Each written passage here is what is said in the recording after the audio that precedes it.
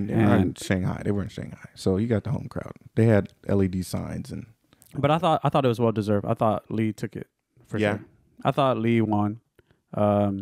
Lee was way more creative. I think his entire style, his switching of flow, he really tried to check every box off when it came against going against Lightning. But when I seen him go against some of the other competitors, he didn't, take the same approach. So I thought this time he really was like, all right, I need to do this, this, this, and this.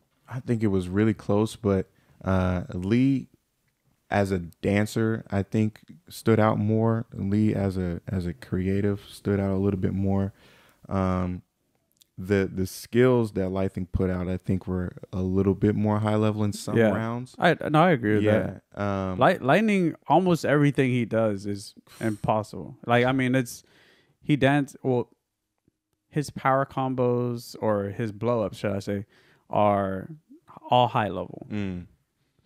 I will say that there was one or two moves that I saw Lee do that I was just like, I don't even know how that's possible. And it's this, one of the moves is this like rotational forearm slide that he does when he's kind of doing like a stab windmill. I'm like, yo, pulling that out against somebody who's basically throwing all high level skills, I think was the right move. Yeah. Like, yeah, he was definitely saving that for the final, man. Oh, for sure. But with that, I mean, the final decision when that came out, like, what did you think of the celebration that was had? So how did the votes go? It was red, blue, red, something like that? I believe so. Or it was like a split vote decision. I obviously thought it was a close battle. Lee just showed that he's more of a performer than Lightning. And he showed it in the way that he danced. He showed it in, the way that he came up with his own signatures and like was able to show his signatures.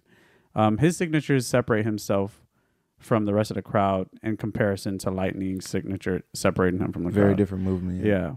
So I think those are some of the things that stuck out, and those are kind of what gave Lee the advantage over Lightning and eventually took the #1 spot.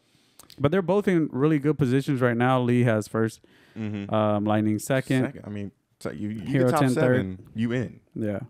Hero 10 third.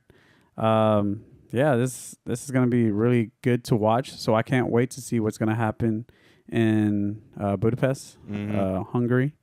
But yeah, I mean, I think the competitions there is going to be even harder. And in fact, I think the OQS competitions are going to be harder than the Olympics.